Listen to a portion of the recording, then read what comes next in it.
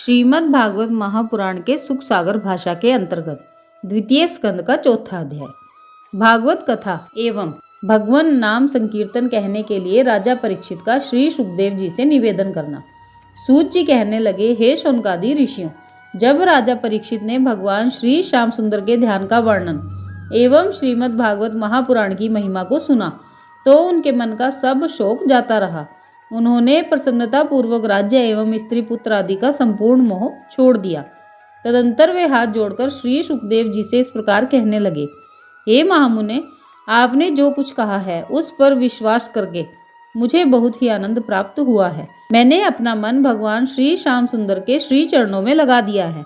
अब मुझे आज अथवा आज से 7वें दिन मरने की कोई चिंता नहीं है।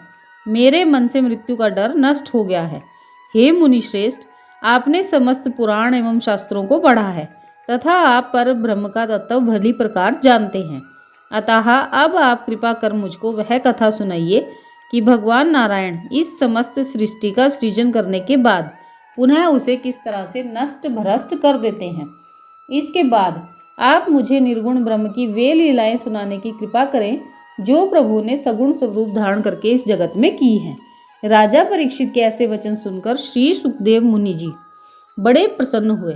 तत्पश्चात उन्होंने सर्वप्रथम भगवान श्री कृष्णचंद्र जी के श्री चरणार विंदों का स्मरण किया, जिनका पूजन करने, नाम लेने एवं कथा सुनने से मनुष्य परम पवित्र तथा ज्ञानी हो जाता है। उन्होंने प्रार्थना की कि हे दीन दयालु, आपकी कृपा के बिना योग एवं यज्ञ भी अपना फल नहीं दे सकते हैं। जिनके श्री चरणों का ध्यान बड़े बड़े योगी, सनकादि ऋषि, ब्रह्मा जी, शंकर जी एवं अन्य देवता दिन रात करते रहते हैं, परंतु फिर भी इनकी लीला और चरित्रों को नहीं जान पाते। इसलिए सबसे पहले मैं उन पर ब्रह्म प्रभु को प्रणाम करता हूँ, जिनकी कृपा से शबरी, जटायु एवं ब्रज गोपियाँ भी मुक्ति को प्राप्त हो गई। मैं उनको सदैव प्रणाम करता हूँ। वे भगवान श्याम सुंदर अपनी कृपा द्वारा मेरी बुद्धि को उनके चरित्रों का वर्णन करने की शक्ति प्रदान करें। इसके पश्चात श्री सुखदेव जी ने अपने पिता श्री वेद व्यास जी तथा गुरु चरणार विंदों का स्मरण करते हुए राजा परीक्षित से कहा, हे राजन, इस श्रीमद् भागवत की कथा को श्री नारायण जी ने ब्रह्मा जी से कहा था, ब्रह्मा जी ने देवऋषि नारद जी से कहा था और नारद जी ने मेरे पिता वेद व्यास जी से कहा। फिर पिताजी ने वह कथा मुझे पढ़ाई थी। अब उसी कथा को मैं तुम्हें सुनाता हूँ, सो तुम मन को एकाग्र करके इस कथा को सुनो। ये था द्वितीय स्कंद का चौथा अध्याय।